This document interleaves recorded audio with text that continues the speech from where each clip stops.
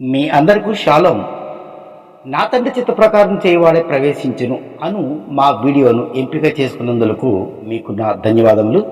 నా ఛానల్లో ప్రతి వీడియోలను సత్యము కొరకే వివేచన చేయవారి కొరకై లోతైన మరణంతో కూడిన మీరెన్నడూ వినని కొత్త సంగతులను వినుచున్నారు. వినండి, వినిపించండి, వివేచించండి. సబ్స్క్రైబ్ బటన్ ప్రెస్ చేయండి. మీకే విధముగాను నష్టం ఉండదు.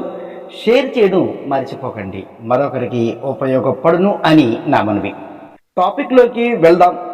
పరలోకమందు నా తండ్రి చిత్త ప్రకారం చేయవాడే ప్రవేశించింది. ఏమిటి ఆ చిత్తము? ఒకసారి జీవవాక్కును చదువుదాం. మత్తయి సువార్త 7వ అధ్యాయం 21వ వాక్యంలో, ప్రభా ప్రభా అని నన్ను పిలిచి ప్రతి వాడును పరలోక రాజ్యంలో ప్రవేశింపడు గాని పరలోకమందున నా తండ్రి చిత్త ప్రకారం చేయవాడే ప్రవేశించింది. కేవలము ప్రభువా ప్రభువా అని పిలిచినంత మాత్రమున పరలోకంలో ప్రవేశింపరు. అవును, ధర్మబద్ధమే. ఆయన తీర్పులు న్యాయములే. ఇది డిక్లేర్ చేయబడింది. ఖచ్చితమైన జీవవాకు. ఇందులో ఎలాంటి అనుమానమే లేదు. తండ్రి చిత్తం ఏంటి అనేది కనుగొని మరణము నుండి జీవమునకు పోవు మార్గమును వెదకు వారికి మాత్రమే ఆయన ఇచ్చు బహుమానమును అనగా మరణించరు, నిత్య జీవం పొందెదరు. ఆయన చిత్తం ఏమిటి అని కనుగొనవలసి ఉన్నది. ఒక మనిషి జీవితకాలం సరిపోదు. నీ అంతటి నీవు ఆయన చిత్తం ఏమిటి అని కనుగొని తీరవలసినదే. అయినా మానవ ప్రయత్నం వలన అసాధ్యం. ఆయన కృప తోడైతేనే ఇది సాధ్యపడుతుంది. ఈ వాక్కు నెరవేరవలనన్నా, జీవము గల దానిగా ఉండవలెనన్నా ఖచ్చితంగా పరలోకమునకు ప్రవేశించని వారు కూడా భూమి మీద ఉండవలసినదే. ఇంతకు ఏమిటి ఆ చిత్తము? ఇది ఒకటి తెలిస్తే చాలు, మనము లోకమును జయించిన వారమే. పరమందు ప్రవేశం పొందాలంటే చాలా సాధన అవసరము, విశ్వాసము అవసరము, నమ్మిక, అనుభవము, ఓర్మి, ఇలాంటివి చాలా చాలా చాలా అవసరమై ఉన్నవి. ఈ భూమి మీద మోసం ఏదైనా ఉన్నది అంటే పరలోక సంబంధమైన విషయంలోనూ ఎక్కువ మోసం జరిగినది. భక్తి పేరున మోసము కంటే మరి ఏ మోసము భూమి మీద లేనేలేదు. భూమి మీద మానవ సంబంధమైన మోసముల వలన ఏమీ కాదు, కానీ మానవులము ఈ విషయంలోనే బహుగా మోసపోయేదము. దీని వలన కలుగు నష్టము సృష్టికర్త నుండి ఎడబాటు సంభవించుచూ ఉన్నది. ఒక వ్యక్తి తనకు తానుగా మోసపోవటం ఒక ఎత్తు అయితే, రెండవది ఎదుటి వారి మోసపు మాటలు, మోసపు బోధనల వలన మోసపోయేది రెండవది. పరమునకు చేరవలనన్న ఆశ ప్రతి ఒక్కరికి ఉన్నను. ఈ విషయంలో సాటి మానవుల వలనే, సాటి మానవుల బోధన వలనే మరెక్కువగా మోసము సంభవించుచూ ఉన్నది. హైందవులు చూడండి, వారి మోసపోటుగా కారణం వారి నమ్మిన స్వామీజీలు, మునులు, ఋషులు, పూజారులు, కవీశ్వరులు, జ్ఞానపీఠాధిపతులు, పాండిత్యం ఎరిగినట్టు మేధావుల వలన మరే ఇతరముల వల్లైనా కానీ వారి వలన మోసగించబడుచు ఉన్నారు అనేది మనము గమనించుచున్నాము, చూచుచున్నాము. మహమ్మదీయులు చూడండి, వారి ప్రవక్త వలన, ఇమాముల వలన, కాజీల వలన, ఉలేమాల వలన మోసపోయేది. అదేవిధంగా బౌద్ధులు ఒకే ఒక్క వ్యక్తి బుద్ధుని వలన మోసగించబడరు. ఇలా అనేక మతాలు వారి వారి సిద్ధాంతముల వలననే అనేక జనులు మోసగించబడుచు ఉన్నారు. వీరందరూ ఉండాలి, ఉంటారు. మోసం అనేది జరిగే తీరుతుంది. ఆదిలో భూమి చీకటిలోనే ఉన్నది. ఆ తర్వాత వెలుగును సృజించిన మాదిరిగానే ముందు అజ్ఞానము అనే చీకటే అసత్యము విస్తరించిన తర్వాతే సత్యము అనేది బయలుపడుతుంది. ఆ సత్యమును గ్రహించలేక మరణమందు నిలిచి ఉన్నామని, మరణాధికారి చేతిలో బందీలై ఉన్నామని గ్రహింపక కడపటి కాసు అయిన మరణమును చెల్లించు వరకు మీరు బయటపడలేరు. కావున మరణం అనేది బందీ అధికారి చేతిలో ఉన్నాము అని గమనించండి. సత్యం ఎప్పుడు ఆఖరినే వస్తుంది తప్ప ముందులో ఎప్పుడు వచ్చింది సత్యము కానే కాదు. 2వ తెస్సలోనిక పత్రికలో మనం చూస్తాం, 2వ అధ్యాయం 3వ వాక్యంలో, మొదట భ్రష్టత్వము సంభవించి నాశన పాత్రుడుగు పాప పురుషుడు బయలుపడితేనే గాని ఆ దినము రాదు. సత్యం అనేది తెలియపరచాలంటే ముందు భ్రష్టత్వము సంభవించాలి. ఆ తర్వాత నాశన పాత్రుడు ఎవడో దాని నాశనములకు పూనుకునేటువంటి వాడు ఎవడో, ఆ నాశనములకు పునాది వేసిన వాడు ఎవడో బయలుపడితేనే గాని ఆ దినము రాదు. ఇలా మతమును స్థాపించిన మానవుల వల్లనే సాటి మానవులు అనేకులు మోసపోతూ ఉన్నారు, మోసగించబడుతూ ఉన్నారు. అదే విధముగా క్రైస్తవ్యం కేథలిక్ మత పీఠాది పోపు వలన అనేకులు మోసపోయారు. అబ్రహాం కాలమందు ఆయన గర్భ సంతానమైన ఇజ్రాయేలీలు మానవ మతములను ఎన్నడూ ఆశించలేదు, ఏ విగ్రహాన్ని పూజించను లేదు. అటువంటి సమయంలో వెలుగు లోకము అయిన ఆకాశము నుండి జీవము గల ధర్మశాస్త్రమును మోషే ద్వారా ఇవ్వబడింది. భూమి మీద ఈ జాతిని మాత్రమే సృష్టికర్త గుర్తించను. ఆ కాలము నుండి అన్యజనులు ఉన్నను ఆత్మ లేనివారు, భూ సంబంధులు ప్రకృతిని ఆరాధించేవారు కనుక ఆయన వారిపై దృష్టి సారించలేదు అని మనము గమనించగలము. మోషే ద్వారా ఇవ్వబడిన గ్రంథమును మత గ్రంథముగా మార్చారు శాస్త్రులు, పరిసయ్యులు, సద్దూకయ్యులు.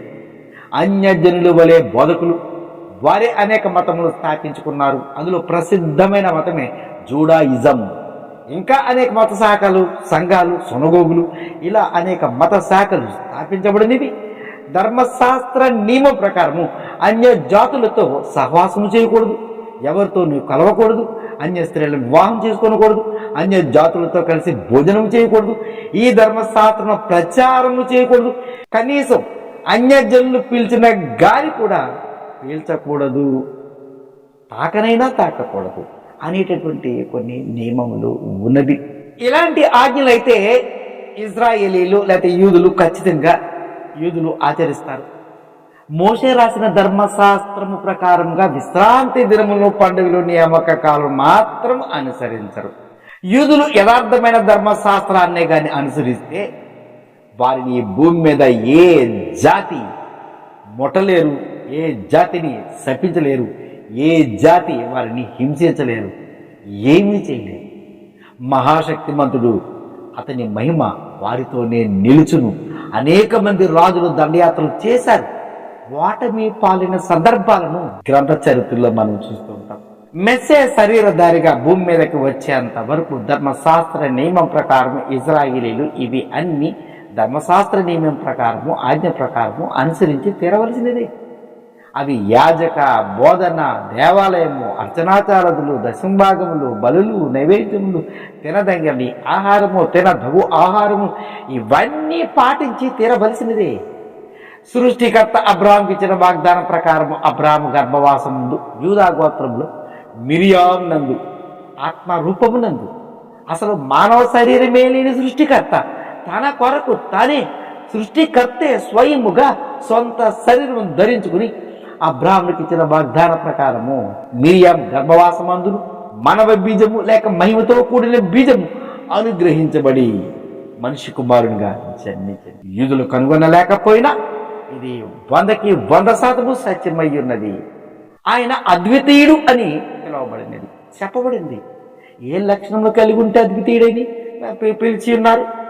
ఏ లక్షణంలో కలిగి ఉన్నాడంటే ఆయన శరీరము మానవ శరీరము వంటిది కాదు, అది కుళ్ళిపోయినటువంటి శరీరము, రోగగ్రస్తము కానటువంటి శరీరము, మానవ లక్షణములు లేనటువంటి శరీరము, మహిమతో కూడినటువంటి ఒక శరీరము, భూమిలో పాతి పెట్టిన మన్నులో ఎంత మాత్రము కలవనటువంటి ఆయన శరీరము, ఈ ప్రకృతిలో పంచభూతముల వలన నాశనము కాజాలనటువంటి శరీరము, ఆయన రక్తము మాసిపోనిది, భూమిలో ఇంకిపోనిది, ఎండిపోనిది, నీరులా మారనటువంటి చిరస్థాయిగా జీవించేటువంటి రక్తము. అందుచేతనే ఆయన అద్వితీయుడు, ఆశ్చర్యకరుడు అని చెప్పబడినటువంటి శరీరము ఏ మానవులు పొందజాలనిది. ఆయన ప్రాణమును తీయగల అధికారము ఏ మానవులకునూ లేదు. ఆలోచనకర్త అని అనగా మానవులకు ఆయన గురించి ఆలోచనను కలిగి చేయగల కర్త అయి ఉన్నాడు అని ప్రవక్తల నోట ప్రవచించబడింది.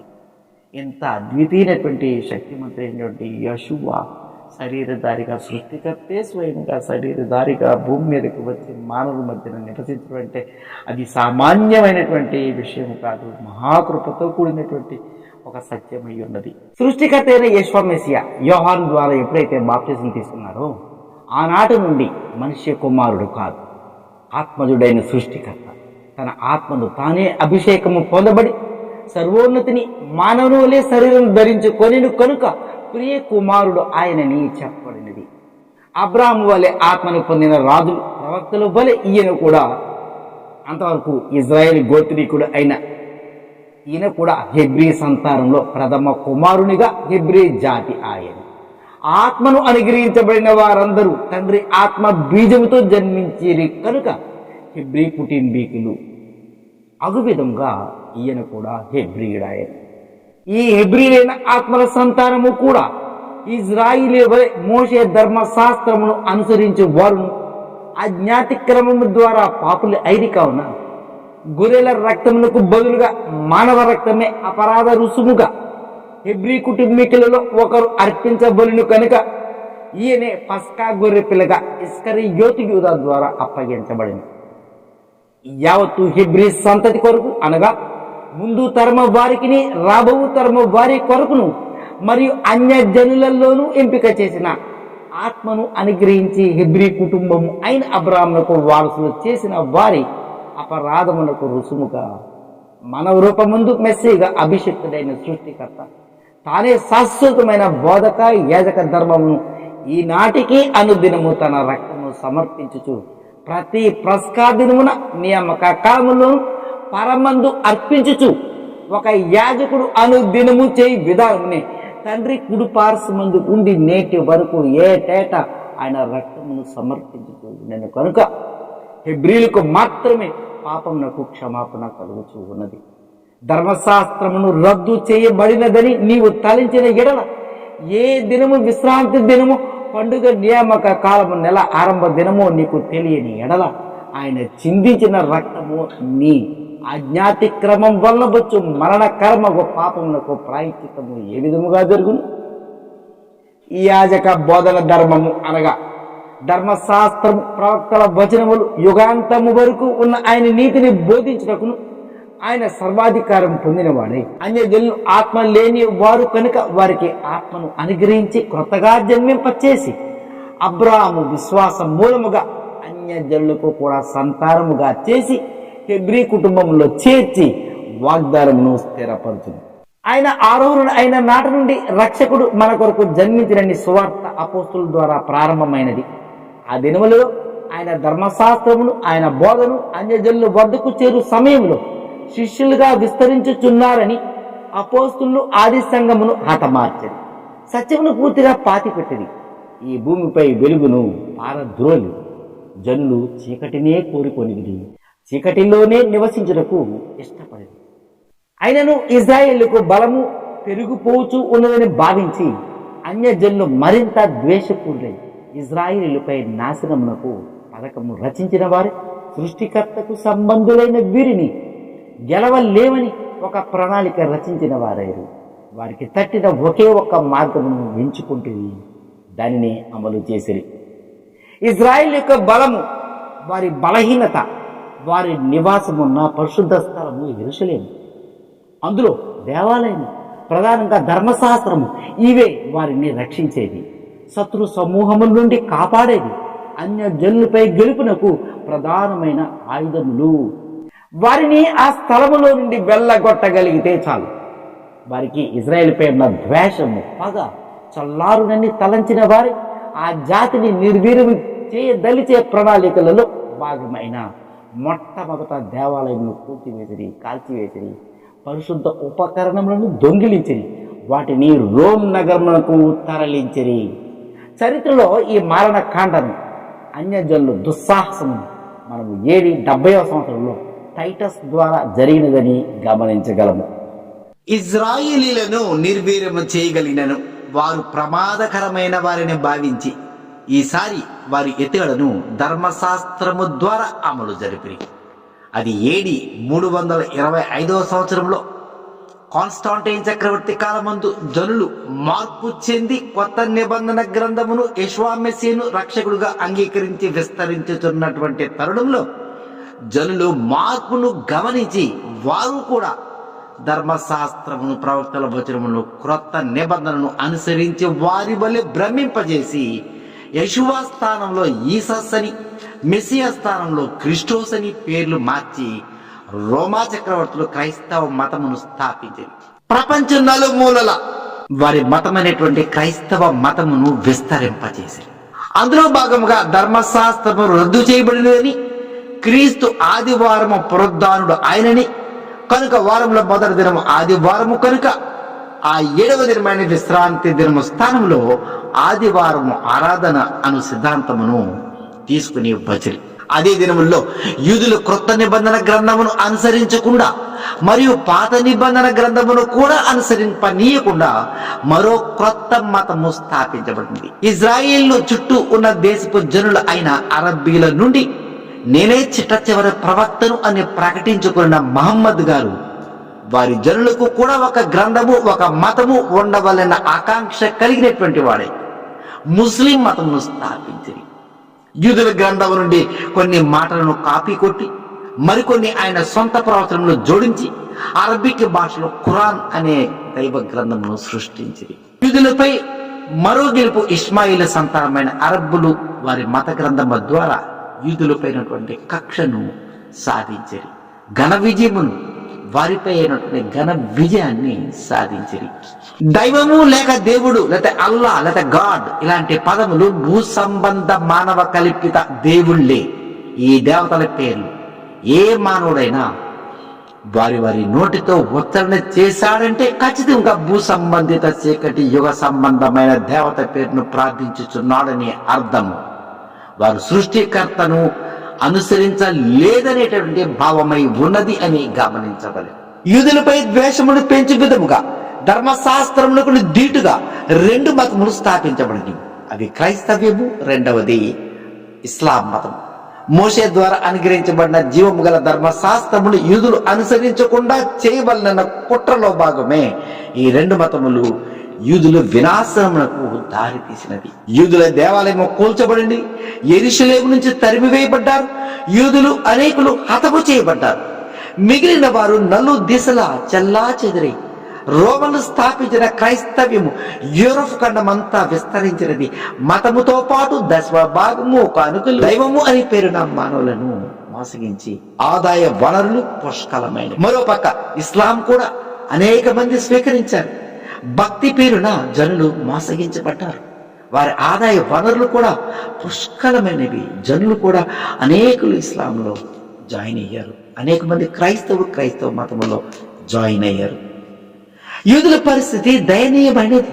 అయినను వారిపై పగ తీరని రోమనులు యూదులు ఎక్కడ బలము సంపాదించుకొందురో అని మరో ప్రణాళికను రచించి ఈసారి ప్రపంచమంతా ఒకే క్యాలెండర్ విధానం తెచ్చిరి. అదే ఇప్పుడు వాడుకలో ఉన్న ఇంగ్లీష్ క్యాలెండర్ విధానం. దీని వలన ప్రపంచం యావత్తు, ప్రతి దేశము, ప్రతి ప్రజ, ప్రతి మతము ఈ మృగము వెంటనే పడ్డారు. ఇదే అసలైన పెద్ద మోసము. సృష్టి ధర్మము కార్యమునకు సృష్టికర్తకును జనులకు మధ్య పెద్ద అగాధమును సృష్టించినటువంటిదే ఈ మానవులచే రచించబడినటువంటి క్యాలెండరీ విధానము. ఇంగ్లీష్ క్యాలెండర్ జనవరి, ఫిబ్రవరి, మార్చి, ఏప్రిల్ క్యాలెండరే. ఆదిలో చాలా దేశాలు నిరాకరించిన చివరకు ప్రపంచ ఏకీకరణ క్యాలెండర్ విధానమునే అమలు జరిపినది. యూదులు ఆఖరి సన్హెద్రిన్ సభ లేదా పెద్దల సభ యూదాజనులు కూడా తిరస్కరించారు. కారణం వారు అనుసరించే క్యాలెండర్ చంద్రగమనమును ఆధారముగా అనుసరించే క్యాలెండర్ విధానం. పండుగలు, విశ్రాంతి దినములు, తేదీలు మారిపోతాయనే ఉద్దేశంతోనే వారు నిరాకరించారు. రోమన్లు ఇజ్రాయిల్ని బెదిరించి ఒత్తిడి చేసి మరి సూర్య ఆరాధన క్యాలెండర్ అయినటువంటి ఇంగ్లీష్ క్యాలెండర్ను అనుసరించేలా చేసి వేరే గత్యంతరము లేక ఇంగ్లీష్ క్యాలెండర్లో ఉన్న శనివారంని విశ్రాంతి దినముగా భావింపజేసి ఆరాధన క్రమంను మార్పులు చేసుకున్నారు. మారిపోయినవి బలవంతముగా శనివారం విశ్రాంతి దినమును ఆచరింపచేశారు. యూదులు ఈనాటికి అదే క్యాలెండర్ని అనుసరించి ఉన్నారు. రోమన్ మతాధికారి పోపు వల్ల సన్హెద్రిన్ సభ ద్వారా యూదా జనులు కూడా మోసములో పడిపోయి వారి బలము, బలహీనత, ధర్మశాస్త్రము పూర్తిగా విస్మరింపచేసుకున్నారు. ఇది యూదులపై రోమన్ మత శాఖ అయిన క్రైస్తవులు భక్తి పేరును సాధించిన ఘన విజయం. చరిత్ర చెప్పిన సాక్ష్యం ఇది. ఎవరికి అంతు పట్టని పెద్ద అంతరంగిక కుట్ర జరిగిపోయినది, జరిగిపోతూనే ఉన్నది. సృష్టికర్తకు వ్యతిరేకముగా ప్రధానంగా చేసిన తప్పిదములను గమనించగా, 1 దేవాలయం పడగొట్టగలిగారు, ఉపకరణములను దొంగిలించారు. 2వది ధర్మశాస్త్రము కొట్టివేయబడినదని ప్రచార ఫలితము సాధించారు. 3వది యూదులను తరిమివేయగలిగారు. 4వది క్యాలెండర్ విధానమును మార్చగలిగారు. 5వది ఆయన పేరునే మార్చగలిగారు. సత్యమును మార్గమును సమాధి చేయగలిగారు. 6వది మరణకరముకు పాపము చేయుట వలన ఖచ్చితంగా మరణించులాగున మానవ మార్గమును సిద్ధపరిచారు. ఈ మానవ నియమముల వలన ఎంత మాత్రము నిత్య జీవమును పొందజాలము. గత 6000 సంవత్సరములు ఇదే మోసము కొనసాగుతూనే ఉన్నదని యోచించలేకపోవటే శోచనీయము. మానవ శరీరధారిగా వచ్చి మనిషి కుమారుడే ఆత్మ అనుగ్రహించబడిన తర్వాత ఆయనే ప్రియ కుమారుడే తాను రాసిన ధర్మశాస్త్రమునకు తానే సమాప్తి అయి ఆకాశ మహాకాశమునకు ఆరోహణుడై ఈ అంతిమ దినములలో ఆయనను వెదకు అన్యజనుల వద్దకు తానే ఆత్మరూపములో దర్శించి ఆత్మను అనుగ్రహించి తానే ధర్మశాస్త్రమును నీతిని 3.5 సంవత్సరంలో బోధించి సిద్ధులై ఉన్నాడు. ఎంత గొప్ప సదావకాశమును వినియోగించుకోనవలసిన ఈ సమయము, ఈ తరుణములో మానవులు అందరూ విచిత్రమైన సైన్స్ లోకంలో విహరించుచున్నాము అనేది నగ్న సత్యము. ఈ అంతిమ దినములలో ఈ టెక్నాలజీ ప్రతి మానవులను మోసంలో పడవేసినది. ధనమును, ఆస్తిని, పేరు ప్రఖ్యాతులను ఆశించుచున్నారు. వీటిపైనే ఆసక్తి కలిగి ఉన్నారు. దీని వలన కలుగు నష్టము ఎంత ప్రమాదమో గ్రహించలేక ఆలోచించకపోవుట ఎంత దురదృష్టకరమో ఇవన్నీ భూ సంబంధిత ధర్మములని కనుగొనకలేకపోతూ ఉన్నారు. కావున మూత గావించబడిన సత్యమును నీకు నీవే పునరుద్ధరించుకొనవలెను. అప్పుడే ఆయన నీపై కృప చూపించును. ఆత్మ కొరకు దీనుడివే ప్రార్థించిన యెడల నిశ్చయముగా నీకు ఆత్మను, జీవమును, మార్గమును అనుగ్రహించును. అప్పుడే నీవు ఆత్మతోనూ సత్యముతోనూ ఆరాధించువాడవగును. నీకు ఆయన స్వయంగా ఉపచారము చేయును. ఏ మానవుని మాట, బోధన వినవద్దు, అనుసరించవద్దు. ఆయన నీకు బోధకుడు, తండ్రి, తల్లి, సహోదరుడు, బోధకుడు, ఉపదేశకుడు, గ్రహింపచేయు వాడునై ఉన్నాడు. ఇది అక్షరాల సత్యము అయి ఉన్నది అని గ్రహించుకొనుము. సమయము మించిపోక ముందే ఆయన కృపకు వేడుకొనుము. తండ్రి చిత్త ప్రకారం చేయవాడే ప్రవేశించును. ఏమిటి తండ్రి చిత్తము అన్నది ప్రధానమైన అంశం. మొట్టమొదటిగా దేవుడు, ప్రప్రథముగా దేవతలు, దేవుళ్ళు పేరును మరియు విగ్రహ సంబంధమైన పేరును ఎంత మాత్రము నీ నోట రానివ్వతగదు. మానవులచే మార్చబడిన పేరునకు బదులుగా ఆయన నామమైన యెషువా మెస్సియా అను నామము ఏ భాషలోనైనా ఒకే పేరు. ఎలయనగా ఆయన ఒక్కడే, ఆయనకు పేరు ఒక్కటే. నీవు నీ నోటితో యెషువా మెస్సియా నామమును ఒప్పుకుని తీరవలసినది. శరీరధారిగా లేనప్పుడు ఆత్మజుడుగా పితరులకు, రాజులకు, ప్రవక్తలను దర్శించినప్పుడు ఆయన పేరు యెహోవా ఈ నామమునే ఉచ్చరించవలెను. యెహోవా, యెహూవా, యావే, యావా, దేవుడు, దేవ, ప్రభువ ఇవి వారికి అనుకూలముగా మార్చబడిన నామములు. ఆయన ఒక్కడే, ఆయనకు పేరు ఒకటే అని విశ్వసించవలెను. రెండవదిగా బోధన. ఈ గ్రంథమును అసత్యముగా బోధించు మానవులు వారిచే స్థాపించబడిన సమాజములు, సంఘములు అవి యూదులలో అయినా అన్యజనుల్లోనైనా వారి నుండి బయటికి రావలేను.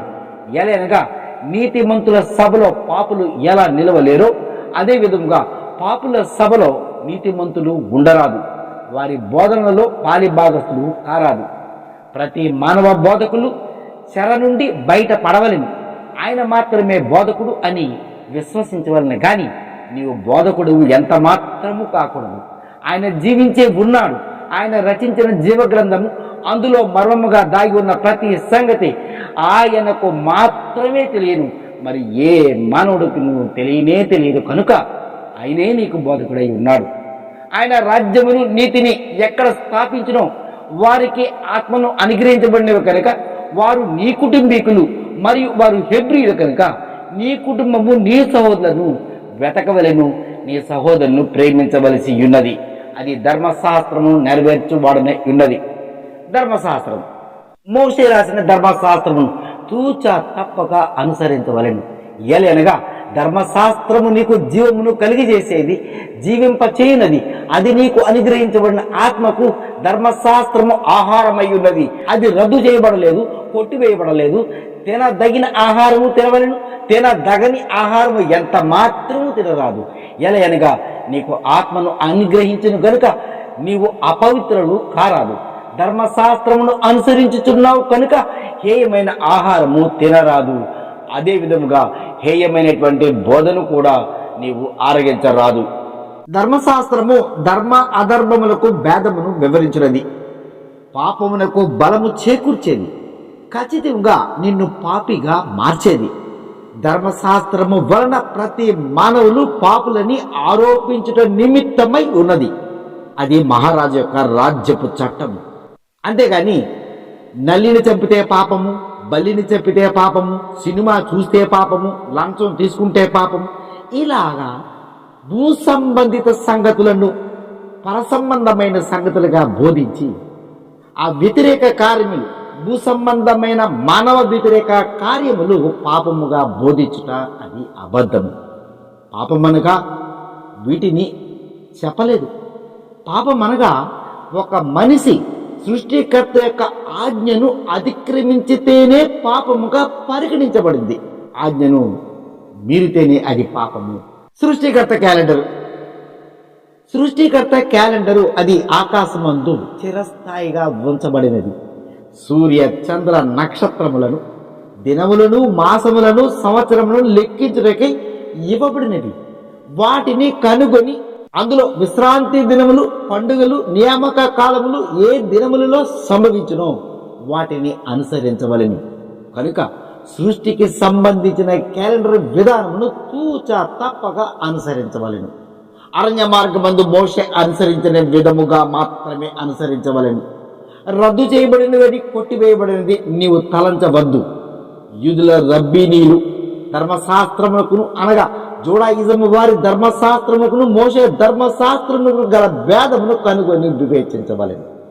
రద్దు చేయబడినవి అనుదిన బలులు, మొక్కుబడులు, నైవేద్యములు, ఆలయ సేవాధర్మములు, జంతు బలులు, దేవాలయ స్థాపన లేక పునర్నిర్మాణము, దశమ భాగములు, యాజక లేవి బోధన, ప్రధాన యాజక ధర్మమును, రాళ్లతో కొట్టి చంపుట మొదలగునవి నిషేధించబడినవి, కొట్టివేయబడినవి, లేక అవి రద్దు చేయబడినవి, లేక యేషువా మెస్సియా నందు నెరవేరినవి అని నీ అంతటా నీవే గ్రహించుకొనవలెను. ధర్మశాస్త్రమును అనుసరించడం వలన నీతిమంతులు ఎంత మాత్రము కాజాలవు. కావున నీకు యాజకుడు, బోధకుడు, గురువు, ఉపదేశకుడు, గ్రహింపచేయబడిన సర్వాధికారము యేషువా మెస్సియా నందు మాత్రమే ఉన్నది. అందుచేతనే ఆయన శరీరధారిగా వచ్చెను. ధర్మశాస్త్రము అనుసరించాలి, అది తప్పదు. దానితో పాటు ఆయన నీతిని కూడా అనుసరించాలి. అప్పుడే నీవు నీతికి దాసుడువు అగుదవు. నీతిని, సత్యమును గురించి బోధించేవాడు, నిన్ను ఒప్పింపజేయవాడు ఆయన మాత్రమే. ఈ కార్యమును చేయగలవాడు ఆయనే నీకు స్వయంగా ఆత్మ రూపమందు వచ్చి నిన్ను సందర్శించి నీకు ఉపదేశము చేయను. ముందు తరమ వారైన అపోస్తులకు 3.5 సంవత్సరములు ఏ విధంగా ఉపదేశించను, అదే విధంగా అన్య జనుల నుండి ఏర్పరచబడిన వారికి ఈ అంతిమ దినములలో 3.5 సంవత్సరముల నీతిని గురించి, సత్యమును గురించి ఉపదేశించను. యేషువ నీకు నీ హృదయములో ఆత్మని అనుగ్రహించును, అనగా నిన్ను కనెను కనుక ఆయన నీకు తల్లి అయి ఉన్నాడు. కనుక నీ తండ్రి ఉపదేశమును, నీ తల్లి ఉపదేశమును నీవు చెవి యొగ్గవలసి ఉన్నది. యూదులలో నుండి గాని అన్య జనులలో నుండి గాని ఆయన ఎవరిని బోధకులుగా ఎంచుకొనలేదు. మనవులు వారంతట వారే బోధకులుగా ఎంపిక చేసుకున్నారు. వారంతట వారే అభిషేకం పొందామని పలుకుతున్న మాటలు సత్యదూరము. కేవలము బ్రతుకు తెరువు నిమిత్తము, ధనార్జన నిమిత్తము, పేరు ప్రఖ్యాతుల నిమిత్తము, మనుషుల చేత బోధకులని పిలిపించుకున్న నిమిత్తము సేవకులమని, పనివారమని భ్రమింపచేయుచున్నారు. భూమి మీద అనేక సంఘములు స్థాపించబడినవి. అవి మానవుల ప్రేరణతో స్థాపించబడిన సంఘములు, సమాజములు. అవి యూదులలోనైనా అన్య జనులలోనైనా మానవ సంఘములే. జీవము, జీవాత్మ, సత్యము, మార్గమును తెలియని సంఘములే. సంఘము ఆయనచే స్థాపించబడాలి. ఇందులో మానవ ప్రమేయం గాని, సహాయము గాని, సహకారము గాని ఆయనకు అవసరత లేదు. ఎలయనగా ఆయన మానవ హృదయ అంతరంగమును ఎరిగినవాడు. ఏ మానవుని మాట నమ్మవద్దు ఆయన జీవగ్రంథము ఒకటి యథార్థమైనది, అందులో జీవపు వాక్కుల యందు మాత్రమే లక్ష్య పెట్టుము. అవి నీతో ముఖాముఖిగా మాట్లాడు మాటలు. నీవు చదువు సమయంలో ఆయనే నీ ప్రక్కన ఉండి చదివితేనే అది జీవపు వాక్కు అగును. అప్పుడు ఆయన వాటిలో గుడార్థపు సంగతులను బోధించి గ్రహింపచేయును. ఇది సత్యమును యథార్థమును నమ్మదగినది. సమయము బహు సమీపంగా ఉన్నది కనుక తండ్రి చిత్త ప్రకారము చేయుటకు నీ వంతు ప్రయత్నము ప్రయాస నీవు చేయము. రాబో దినముల్లో సియోను పర్వతంపై యెషువ ఒక మహాయజ్ఞమును చేయబోతున్నాడు. ఆ యజ్ఞములో పాలు పంచుకొనుటకు ప్రయత్నించము. అప్పుడు నీవు మహిమ శరీరమును ధరించుకొందువు. అన్యజనులకు ఇదే చిట్ట చివరి అవకాశము.